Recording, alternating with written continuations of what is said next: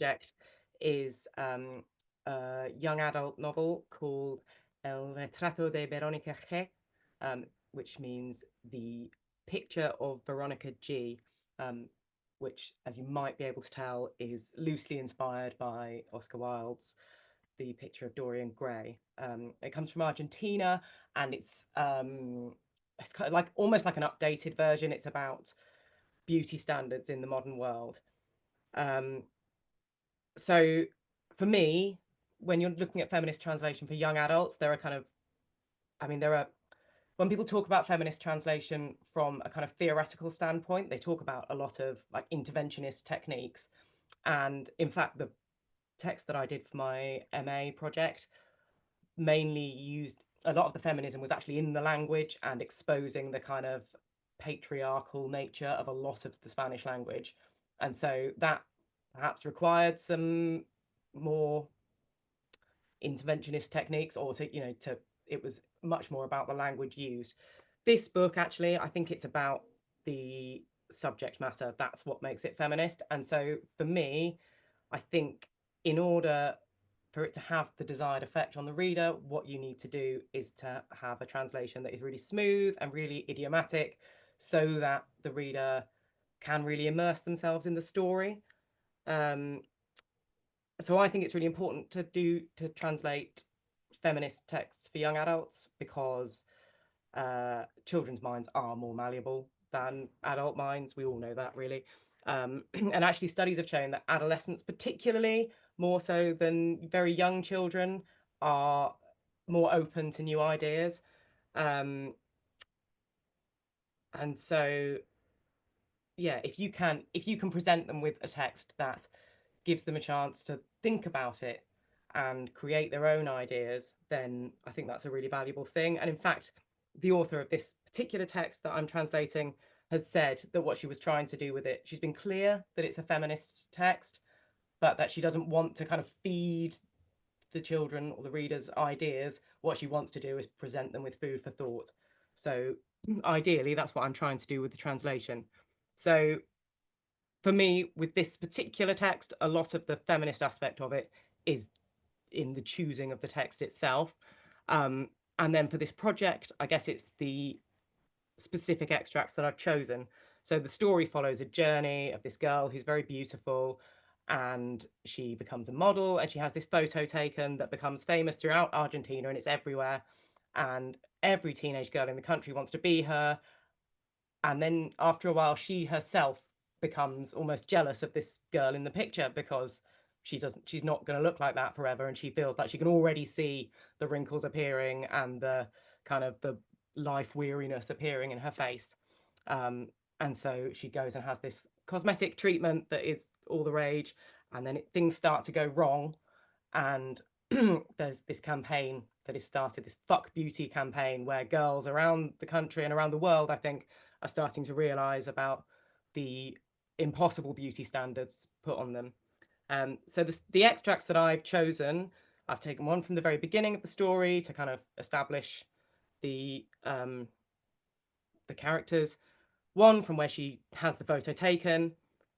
The final extract is from the very end, and then the one that I want to read to you is one that I just personally found particularly impactful. So let me see if I can make my screen sharing work. Lovely. So what this is a, oh, hang on, I can't read the thing. This is a story that gets out during the Fuck Beauty campaign. So I'm going to read to you from my translation, and then I'm just going to discuss a little bit with you. So the other story that stayed with me out of the hundreds I heard and read over those days, perhaps because it made me a bit sad, was about a 15-year-old girl called Camila. Her story got out via a video on YouTube. It had been filmed by one of her friends, Marcela, who appeared briefly at the start in a Fuck Beauty t-shirt and was clearly an activist for the movement. She'd convinced Camilla to let her make the film, but Camilla was clearly speaking with a certain reticence, as if doing something she was not at all sure of. If you asked me, I'd have said she was pretty. Clear skin, dark, very curly hair, big eyes. But she wasn't happy in her own skin. She would have liked straight hair, she said in the video, a more delicate nose, a smaller mouth, blue eyes. The only thing she was happy about was being thin. And she was very thin, extremely thin, it seemed to me. But she didn't have a thigh gap. This thing about the thigh gap was something she'd heard on TV. Then she'd seen it on photos of models, along with her friend Margarita. Models with slim, super long legs, and this thigh gap that she said looked so good. All the girls wanted it, but it wasn't easy. You had to work for it. They'd found tips in different places, on social media, on websites. You had to eat very little and do leg exercises. I'm going to cut down a little bit now because and there was the thing with the hairbrush, you could hear Marcella say. Yes, you had to brush your thighs really hard to stimulate the blood flow, which makes you lose fat more quickly. And then? What? The weight. She'd lost quite a bit of weight, Camilla agreed, but not intentionally. She'd lost interest in eating. And Margarita had too, but worse. She'd had more problems and she got hospitalised. And what happened? Camilla sighed. She wasn't well. They wouldn't let Camilla see her. They didn't give her any details either, but she thought it was pretty bad. All this made her parents worried and they sent her to a psychologist. That was a while ago. And what do you think of it now? Now she understood, Camilla nodded her head. You had to eat well and not obsess so much about things like that. She understood it here, she pointed to her forehead. Even so, she still liked thin legs. The thigh gap too. She looked at the floor. She seemed tired. Done? Her friend said yes, but she kept filming for a few more seconds. Camilla let herself flop into the armchair, her body long, ethereal, almost transparent, her expression exhausted, as if she bore an ancient sadness. Now, the reason I chose that extract was because I found it, like, it really affected me. And I'm going to admit that when I first read it, I read that thing about brushing your thighs, and I thought, oh, I wonder if that works. And I thought, oh my God, I'm 42 years old, and like, still, these kind of things affect me. And I think it's interesting because in this day and age, like, we all want to protect children from that kind of thing. But in this day and age, you absolutely can't. You couldn't, it's everywhere. It's not just, when we were kids, it was in magazines and on telly, but we didn't, like, these days, it's in the pocket, isn't it? It is just everywhere. And I think if you can give them a book, if they can read a book and you read that whole section, and yes, even if they are, in fact, maybe particularly if they are reading it and going, oh, I wonder if that works with brushing your thighs, then you get down to the bit where, oh, Margarita's in hospital. And I think if you can get them to engage and empathize with the characters in such a way that shocks them, then I think that's a really valuable thing. So that is all I have to say about it.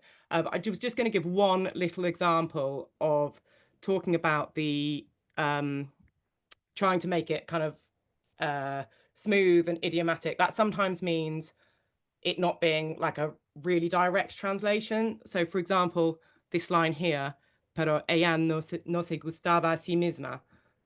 That literally means, but she didn't like herself, which makes perfect sense in English, doesn't it? You would know what it meant. But to me, it's just not quite what you'd say in that thing. So I've got, but she wasn't happy in her own skin. This is a work in progress, so I'm not entirely certain that's what I'm going with. If anyone has any better ideas, I would love to hear it. Put it in the chat. But yeah, there you go. That's all I have to say, I think. Thanks, Ruth. That was really interesting and very powerful as well. I should say now, I wondered if anyone has any comments about screen sharing, just to say, like, I think you can zoom in yourselves if you want to with text. I was just thinking, I was doing some zooming in and I don't know whether that reflected on what everyone was watching, but just in case your eyes are as terrible as mine and you want to make things bigger, I think you should be able to share what people are, you should be able to expand what people are sharing, maybe with the touchpads on laptops. I think you can get like that, I think. But yeah, just in case that's an option.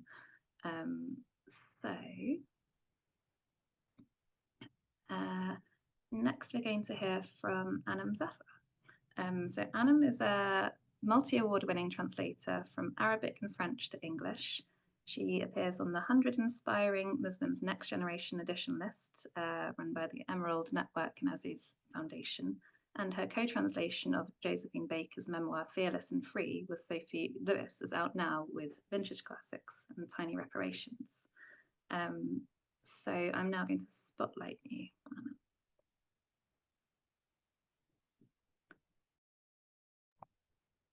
All right, great. thank you so much, Ruth. That was super interesting. And yeah, my take is probably quite different, which is probably good. So on kind of the text I've chosen and everything. So I'll tell you a bit about the text first, and then I'll kind of work backwards. So the text I'm going to be working on for this project is an essay by the award-winning Syrian author Najat Abdus-Samad. And I've worked with her before on translations, so it's really nice to have the chance to work with her again. And she's really excited that she is part of this project too. So Najat is not living in Syria anymore. She's living in Berlin. Sorry, just keeping an eye on the time. So she moved to Berlin soon after the war in Syria started, and she's been there ever since. She now has German citizenship. She's working on her sort of medical qualifications for Germany as well, because primarily she is a doctor and she also writes. And in this essay, she writes about a visit back to Syria that she made recently. Basically, the first plane back that she could take from Berlin, she took. And just for context, there's been a war in Syria since 2011, where there were popular protests against the regime at the time. And in December last year, the leader of that regime, Bashar al-Assad, fled. And it was quite unexpected. And all of a sudden, everything changed in Syria. And still, a lot of changes are happening in terms of, what's going to happen now. But one thing is that many people who weren't able to travel to Syria for a very long time and go back were.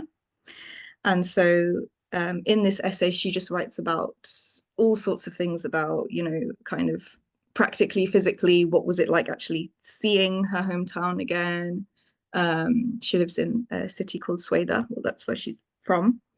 So, what things look like and all of that, but also emotionally, how it feels to be one of the people who left and one of those people who is now back for a visit, rather than one of the people who is still there, either deciding to stay or not able to leave. So it's a really, really emotional essay. There's a lot of conflicting feelings in it. And the reason I chose it for the Feminist Translation Project is that, to me, and this is kind of throughout Najat's work really, what it does, it provides a really important feminine perspective on current events in Syria, but not only that, showing what does a feminine perspective on conflict and violence look like? Because if we think about generally who are the people in power who then make decisions to, go to war, start a war, stop a war, whatever it is, usually men. And people in power, what kinds of things are they going to be talking about? Politics, figures, negotiations, cold hard facts, or whatever they claim, or facts, or that kind of thing. And what Najat does in her writing about war and conflict, she doesn't talk about any of that. So from her perspective as a sort of civilian Syrian woman, she talks about love, she talks about care, she talks about emotions. One of the other works that I've translated parts of hers is a short story collection called In the Tenderness of War. And even that title, like the juxtaposition of tenderness and war, it kind of sums up the way she writes about this topic.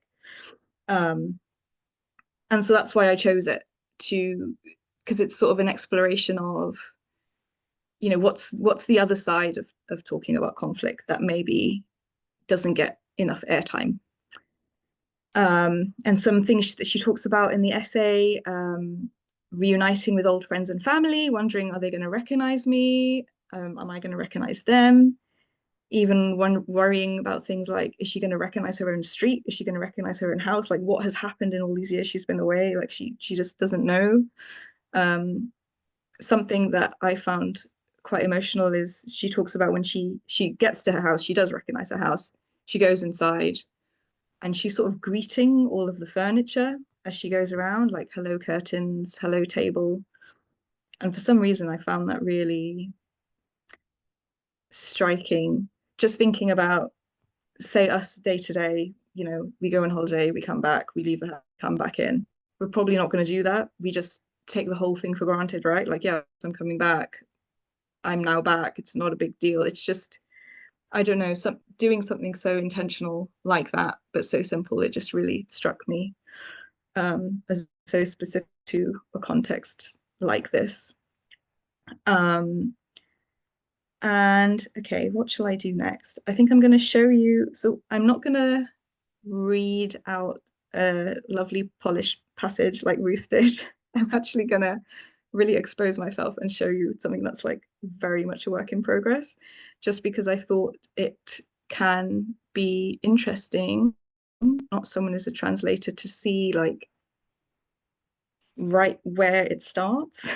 You know, because I'm only ever usually sharing, you know, the complete finished, polished thing. So I thought, okay, if this is a scratch night, I'm going to do something completely different and show you the complete beginning and some drafts of what this paragraph then became. But it's very much a work in progress. But I thought maybe that's interesting for people. Okay, so this is the first paragraph of the essay, and I need to explain what's going on here.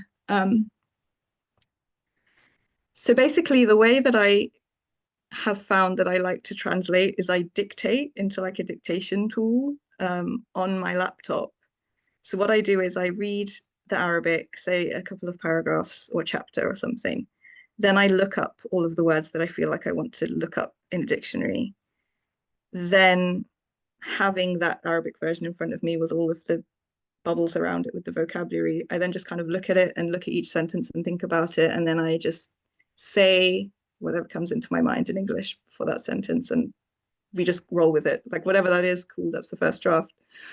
And on this day, my dictation tool was having a bad day because usually when I say slash, it understands I mean forward slash. That day it didn't, but I thought that's actually better for this because it's even more drafty. Yeah, and usually it won't like randomly give me a capital letter in the middle of the sentence, but it was just having a bad day. But anyway, so this really is like a first draft of something. This is just me speaking into the dictation tool, and this is what comes out. Then what I would do is, this is the same paragraph now, but I've not really edited it. I've just tidied up the dictation tool's mess. And this is now really the start of actually making it sound somewhat nice. And so what I've done is I've sort of color coded so you can, whether or not you know Arabic, it's a little bit easier to follow. So for example, the blue highlights in each language correspond to each other. And what I'm thinking about with the blue part is this word for violent in Arabic comes straight before the other blue part about there being no other way to describe this. And for me, I feel like what she wants, or maybe I should more say, for me as a reader or a translator, what I feel like is what you want is for the second blue part to be describing violent or violence itself, not so much feelings. But in the English, the word feelings gets in the way. And so I'm trying to work out what to do about that because I really want it to be about violent, the fact that you know, now that this regime has come to an end, now that there is more chance of peace in the country, it's sort of like she's apologizing, like, I'm really sorry that basically the second word in this article or third word in Arabic has to be violent. Like, I'm sorry, but we still have to talk about it, sort of thing. So I kind of want that to come through more. The green part in Arabic just sounds way more concise and snappy, again, which I feel like is reflecting how sort of unexpected the news that Assad had suddenly left the country was, whereas in my English, it doesn't really sound that snappy yet. The grey part, I just don't like. Sometimes you just don't like the sound of something. I'm kind of thinking what right mine sort of sounds a bit better. I don't know which mine just sounded a bit, I don't know, off to my ear. And again, the pink part, there's just a lot of, I feel like there's a lot of work needs to be done there. But yeah, so that's my, I just thought that would be interesting, basically, for people to see that this is the process, for me at least. Somehow I got to this dictation thing, and that it really helps me to just get a draft down. I think otherwise I can just sit there and just think too much and not write anything. So yeah, and then one last thing I just wanted to say just about the project is this is the first time I'm actually getting the opportunity to think about what feminist translation might mean for me, or what it might mean to be a feminist translator.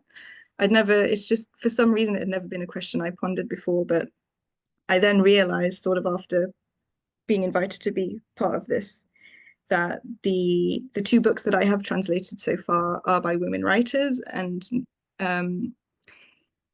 they're both talking about experiences of what it is like to be a woman living in their particular context, whether that's a location in the world or time period or both. And so I thought it was sort of interesting that somehow unconsciously it's worked out that way. Yeah, and I think I'll leave it there. There's more to say, but we'll say more in the Birmingham event. Yeah. Oh, thank you so much, Ellen. That was amazing. Really, really interesting and so fascinating seeing, all the drafts and behind the scenes and the process as well. So next we're going to hear from Marilyn Booth. So Marilyn is, I didn't check how to say emerita. I almost want to say emerita because of it being my name. Emerita Professor of Asian and Middle Eastern Studies and Magdalen College, Oxford. She researches 19th century Arabophone women's writing and early Arab feminisms and historical translation from Arabic and French. She's been translating Arabic fiction and memoir since her graduate school days. So I'm going to share my screen now, but I'm going to spotlight Marilyn. So just feel free to tell me when to move over. Okay, so thank you, Emma. Yeah, if you can share my PowerPoint. Great. And just to say, I'm really delighted to be part of this event. I've been kind of involved with the Feminist Translation Network, and it's really, I think, helping a lot of us think about the practice that we're engaged in. And as Emma said, translation is both, I translate contemporary Arabic fiction, but it's also very much part of my research. And this work, Husn al-Awakib, is by a woman named Zainab Fawaz, who was an early feminist. She was born around 1850, died in 1914. She was from southern Lebanon, and then had most of her career in Egypt. And she became known as an essayist, a very fierce essayist, I believe, as a feminist, and also as the author of a mammoth dictionary of world women. And I've written not one, but two academic monographs on Zainab Fawaz. So I am rather obsessed with this woman. But she also wrote two novels and a play. And in these works, she really also, from a different perspective, works out, I think, some of her feminist politics. The Arabic novel got its start in the 19th century, and from the beginning, issues of young people's consent and of sort of patriarchal structures were front and center. And of course, the novel in any place in time is so often about intimate relationships and how they work out and how they don't work out, and no different in Arabic, but it's very much, and again, as was true elsewhere, and I think there are a lot of affinities with, in particular, the British novel at this time, but also fiction, the Indian fiction. I mean, it's really interesting to think about these works comparatively. And so I've argued in my work that this particular novel, which came out in 1899, makes egalitarian, respectful gender relations and rights of consent central to community and central to successful community politics. So in other words, it's very much about private relationships as part of a bigger community, and very much about the gender relationships. Now, the challenge, or one of the challenges, is that I want to very much convey the 19th century context, both sociopolitically and linguistically, of this novel. I'm trying to think about, as I, just as when I wrote about it, as I'm translating, and I'm trying to think, how would this novel have been received by Arabic readers at the end of the 19th century, in terms of having a particular sort of rhetorical and ideological presence. I want to preserve the era-specific language, but obviously I also want to make it readable. And I want to, I think one of the sort of feminist aspects of this is that I want to convey the seriousness of writing a romance at this time, and what that meant. And I think in many ways the novel speaks for itself, but also I will inevitably have quite a lot of paratext in there, introduction, whatever. I haven't sought a publisher yet, partly because I'm not sure, I want people to read this novel, but I also want it to be, to have quite a lot of apparatus. So there's, trying to figure out the balance in how to present it is a bit of a challenge. So to go to just a few points in the text, Emma, if you could please put the next slide on. Thank you. This starts out, typically for the time, with an invocation. Bismillah ar-Rahman ar-Rahim, in the name of God, most beneficent and merciful. And as these invocations usually did, they spelled out the theme of the work. I mean, in this case, the wondrousness of creation, but also the question of living an ethical life, and how does one reach good consequences and happy endings. And in fact, the title of the book, Husn al-Awaqib, can be translated both as good consequences and sort of as happy endings. And that's quite a choice right there, because one emphasizes the moral aspect and the other emphasizes more the sort of question of romance. And I'm not sure what I'm going to do with that. So from the title, there's a problem. Now, one, I guess, feminist move I made, although I don't know how conscious was it, it's just I did it, is to not use the masculine pronoun when referring to God. So to very much translate it, it's not a problem. Praise be to God who generously grants. And in English, it's quite easy to do that. But I was conscious of doing that. If you could move to the next slide, please. And then also typically the introduction is in something called sejah in Arabic, which is rhymed prose. And this is often used particularly at moments of heightened importance, or, whether it's sort of intellectually important, thematically, or emotionally. And I've tried to play with that here. So I've bolded the actual, the words that I have rhymed.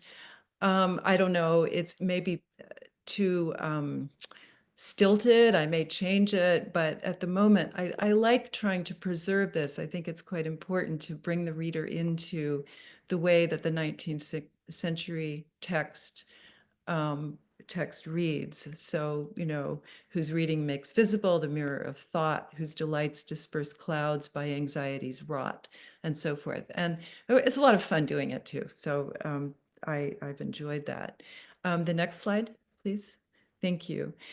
She also brings in the figure of the storyteller. Come with us, O explorer, visitor across the Earth's surface. And then quite typically also injects poetry into the text. There's a lot of poetry in this text, a lot of which is just a real head breaker when it comes to translating. But here also, we both have this sort of figure of the oral storyteller, but at the same time references to pre-Islamic and early Islamic Arabic poetry with the words, I won't go into detail, but with the words that are actually used in the poem. So again, you know, to what extent do I, in my translation, want to tell the reader this? Do I have a note saying, oh, this is, you know, this uses a conceit that was popular in early Islam? I have not decided these things yet. But she brings into this very short introductory bit, she brings in history, geography. We're setting our course for Syria and Palestine, poetry, so therefore the heritage in which she's writing, and then also history by bringing in a monument from the period of the Crusaders. So next one, please, and then I'll probably finish here because I expect my time is up. There's a lot here in this text about sort of gender relations explained in the terms that would have been familiar to newspaper readers of the time. And again, I'd like my readers now to understand that. So when the bit that's bolded at the bottom here, a princess of refinement and beauty, perfect character and sublime morals, all joined to excellence in managing a household. And this was definitely the emerging kind of domestic ideal for women. And these are, you know, phrases of praise that are often used. But I think what Fawaz does is she uses these epithets of praise, but she kind of fills them out with a really, really strong female character. And in the bit above there, also, it's kind of interesting because this phrase in the Arabic, among daughters of the emirs who were their peers, I've done a little bit of playing around with this because in the Arabic, it pretty clearly refers to the emirs as being the peers of the son. So it's talking about these men. And so the daughters, these are daughters in families sort of the same kind of social class and so forth. But to me, one of the sort of messages that the novel conveys is that the women themselves are peers. All the women characters are all very, you know, very, very forthright, well-educated. I had to give a sense here of the daughters also being being their peers, which is maybe a little bit of sleight of hand on my part, but you know, that's maybe where the feminist translator in me is coming out. So Emma, I'm probably out of time now. Is that?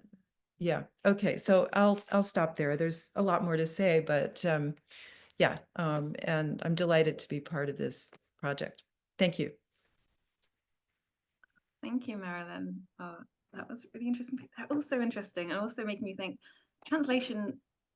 I'm not a translator. It seems to take ages. It just it seems really hard. And really, every now and then I think, oh, maybe I could translate. No, I will not translate. It's too hard.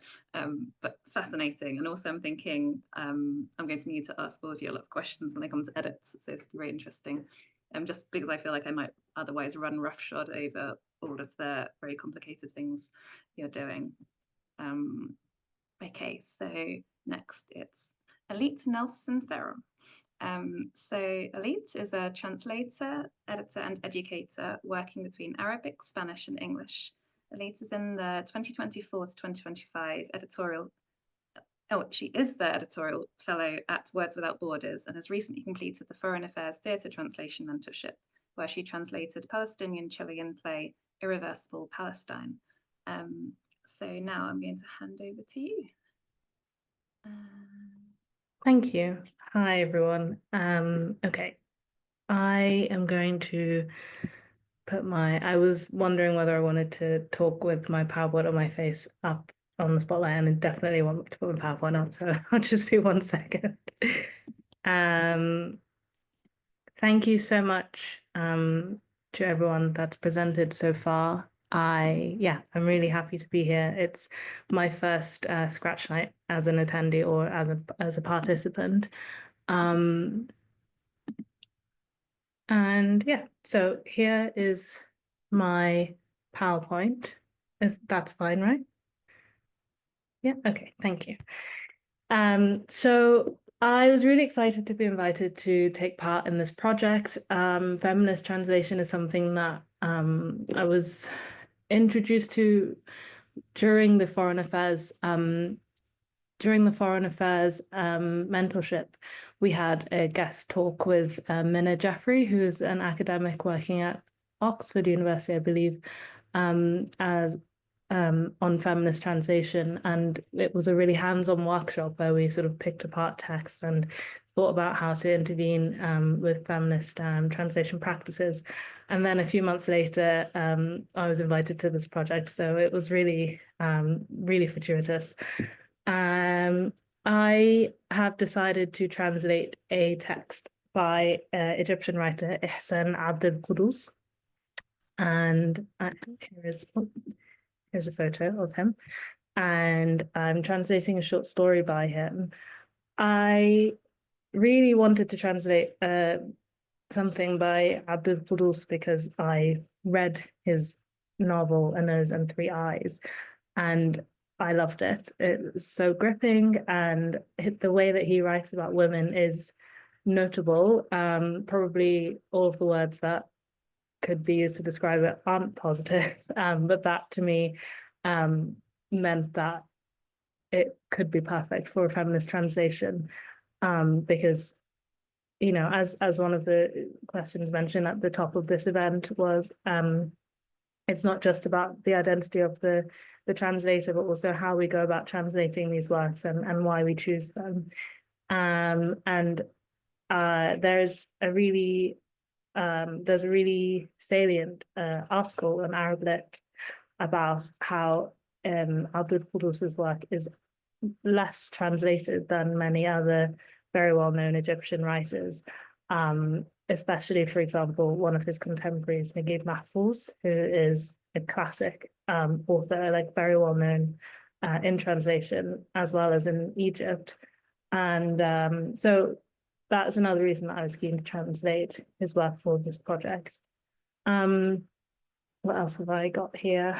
Yeah, so I thought that translating a story by this writer would be really interesting, an interesting way to explore some theories and practices of feminist translation.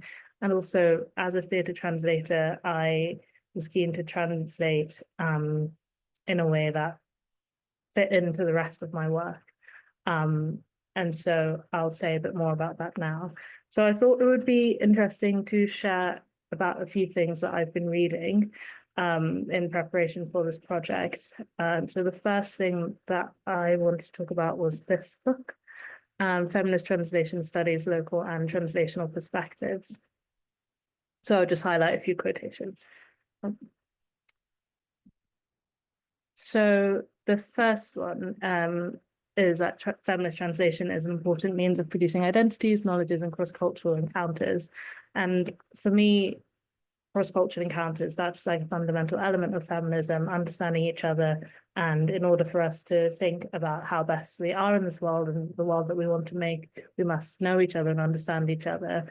And that is a fundamental element, not only of feminism, but of translation and the texts we choose to translate and how we choose to translate them. And this second quotation, which I'll leave you to read, came to mind when thinking about the fact that translation always requires us to consider where the text is going and what representation there already is about the source language, culture, and country, and how we are going to be contributing to that or affecting that in translating the text that we're choosing. Also, how many times has an author's work been translated into English? So as I mentioned before, Abdul Qudus's work has not been translated very widely into English. And I think that the text that was translated into English, A Nose and Three Eyes, it's not necessarily representative of the way that he writes about women and all of his work, of course. He's a prolific writer, and this one novel that was published, I think, a few years ago now, for me, I'm excited to think about how else he could be represented in translation. And this last point is that, as I said before, it's not just about the text, but also well, I said the other way around, I think. It's not just about the text, but it's also about the translator. So claiming a project as a feminist translation and making bold choices is in and of itself feminist translation practice. The second text that I wanted to talk about is this essay by Jean Graham-Jones and Carol Epswich, two excellent theatre translators. It's called Troubling the Categories of Adaptation and Translation in Performance.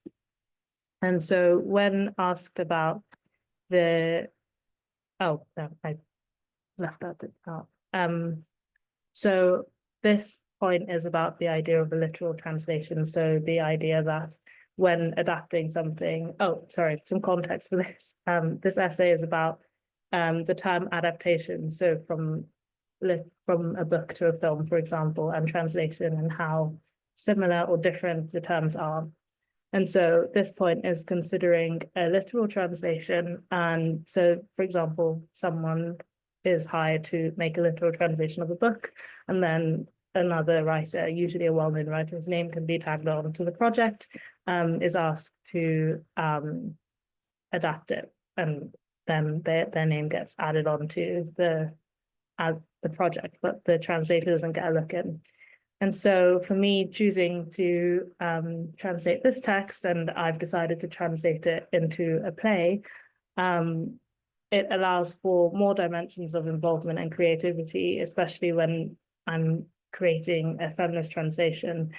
So for me, translating it into a drama, a theatre, a piece of theatre that feels connected to feminist translation practice.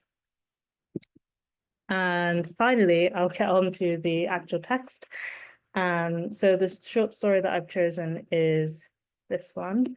It is called in Arabic وَفَشَلَتْ فِي الطَّرِيقِ الْآخِرِ, and it literally means and she failed in the other way, but other way meaning like route, or not literal way. So very rough translation of the title. She tried and failed the other way. So as you can see, this is the first page of the story. As you can see, the dialogue doesn't start until towards the end of the page. And that's fine, because at the beginning of a play anyway, there's usually a bit at the top that sort of sets the scene, who's doing what, who's who. So I took the liberty to add that to the beginning of the text. And yeah, I think one thing that I really enjoy about translating theatre is getting to watch actors and directors take your work and make something of it. Obviously, as translators, we can read our work to ourselves as much as we want, or ask a friend to read it aloud, but it's totally different when you put it in the hands of an actor and the director and see that they see it totally in a totally different way, or perhaps the same way. So I tried to be a bit flexible with how I translated it towards the end of this bit here. For example, I'm not sure if you can see my cursor, but oh, you can, thanks. So yeah, I was interested when I was writing this. This is just an initial draft, but I was interested to see how they infuse what usually happens with what has happened, what is happening tonight. So a bit of context. Zainab is an actress, and she comes home from work and declares that she's not going back to work as long as this guy is there, because he doesn't respect the fact that she is more popular with the audience, and he just tries to take the limelight, and she's ready to quit. And what I did here with the Arabic, I highlighted it in different colors I highlighted it so that I could separate in my mind what's happening tonight, what usually happens, and what happens usually and is also happening tonight, so that I could separate these first two paragraphs and then sort of ease into the dialogue. And so as I mentioned before, no, I don't think I mentioned yet, Abdul Qudus's work has been adapted for cinema, for film a lot, and or has been written for film. And so it's really exciting to work with a text that is already written in this quite cinematic way. And so one of the questions that I'm sort of playing around with is whether I will keep these fluffy stage directions or not. Yeah, I think that's everything I want to say. I feel like my time's probably up. I forgot to start timer. So yeah, thank you again. And I hope that was clear. Thanks. Thank you, Ellie. That was really interesting too. Everyone's doing such interesting things, and yeah, thank you for sharing that. And yeah, also giving us more context for feminist literary translation as well. I feel like that's really helped prompt more thoughts. So thank you. So now we're on to the final bits of the evening. So it's the translation team with Georgia Wall and Sean McDonough. So a little bit about each of them. So Georgia Wall lives in Birmingham, where she works as a translator and creative workshop facilitator. Since 2022, she's also been employed as the part-time publishing manager of the Emma Press, and she's in the office right now. And she has a PhD in Italian studies from the University of Warwick. Whereas Sean is a Milan-based literary translator and editor who translates from Italian to English, who is the National Centre for Writing 2024 Emerging Translator Mentee for Italian, and he's a former member of the Emerging Translators Network Committee. So now I shall hand over to you. Hi everybody, thank you very much, and thank you to all the other readers. It's been, yeah, really amazing and really happy to be here. Yeah, thank you. I've already feel really like moved and encouraged and inspired by listening to everyone. So it's really great to have this space. Thank you. The text Sean and I are working on is called Not a Word of a Lie. Not a Word of a Lie is Clelia Marchi's memoir, which she wrote on a bedsheet in the aftermath of the unexpected death of her husband. So I think if we can show you on your screen to give you a bit of an idea of what it looks like. So that is the book that was published, I think, about 20 years later after Clelia first wrote it on the bedsheet, by Il Saggiatore, the Italian publisher. And I'd like to say thank you to Rebecca Mombelli at Il Saggiatore, because her enthusiasm for the project and some of the information she's shared about the Italian theatrical productions that are currently underway and her own background in textiles have shaped Sean and I's approach. And this collaboration feels really fitting for a feminist translation project. So we'll give you a little bit about book and then just read a little bit of our work in progress. In the Italian book, this particular form of Clelia's memoir is sort of explained. There's a preface and an afterword. So we were really grateful for the Feminist Translation Project as an opportunity to take a more creative approach and to try and interweave some of that context into the body of Clelia's writing. It's very much a work in progress, so we would really appreciate kind of any reading recommendations.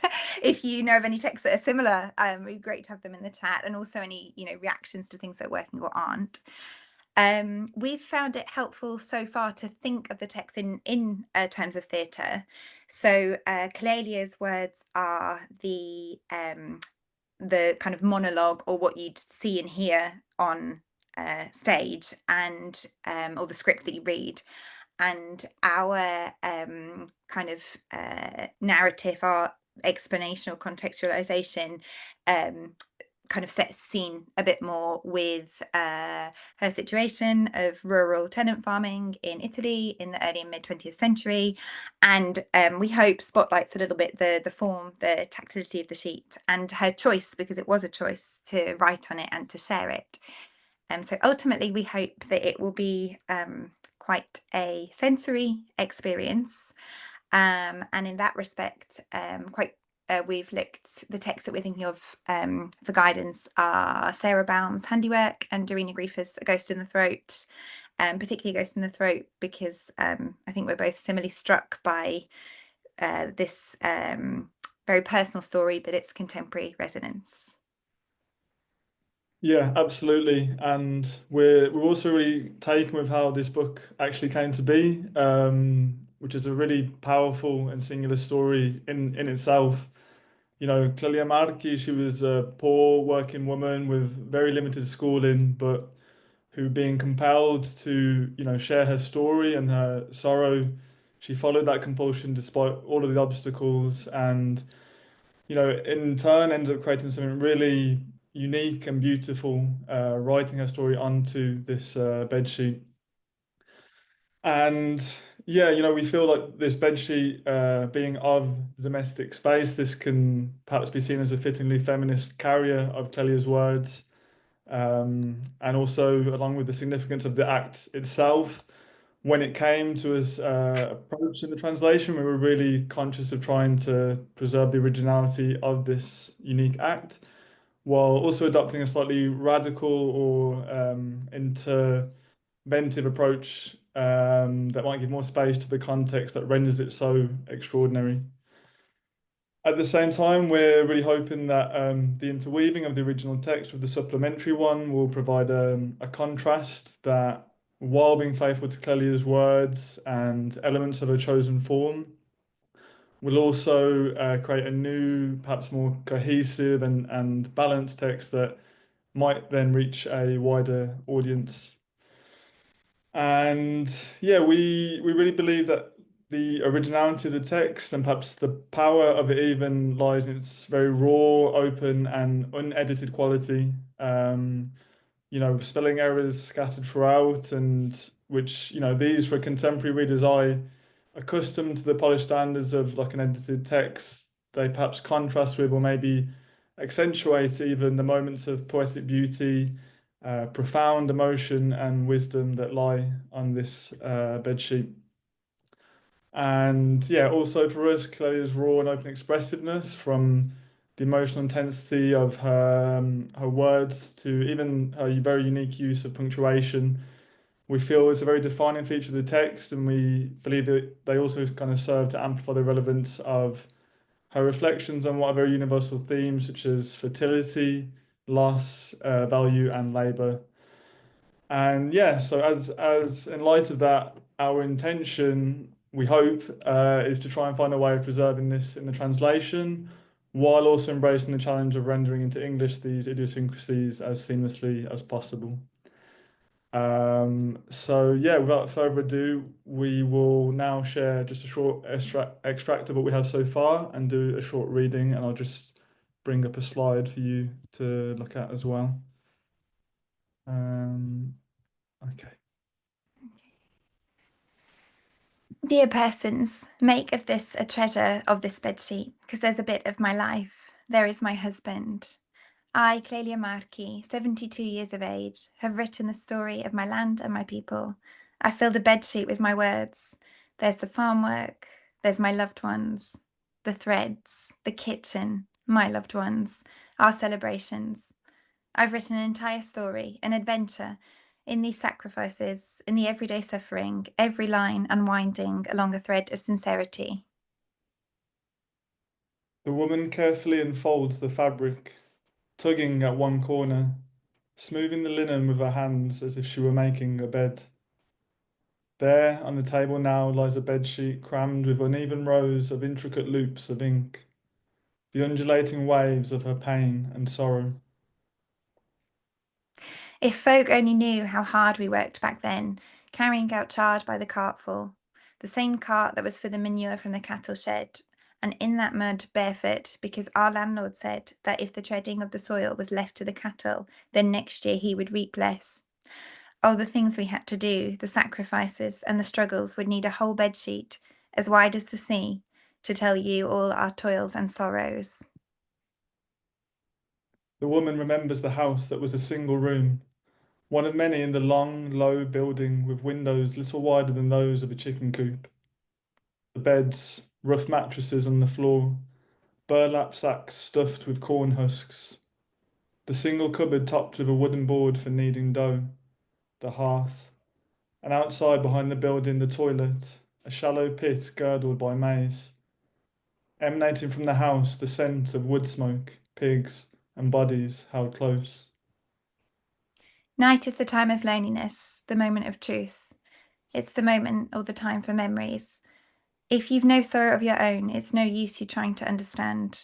But who in this world has no sorrow?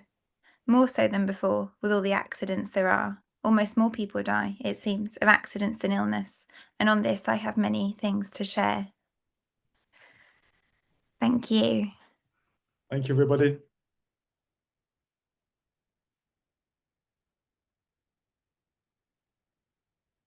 Oh, return. Oh, thank you so much, Georgia and Sean. That was really interesting too. And wow, I speak for everyone. So yeah, thank you all to all the translators for sharing. I'm really excited. Yeah, I'm really excited to read your full texts.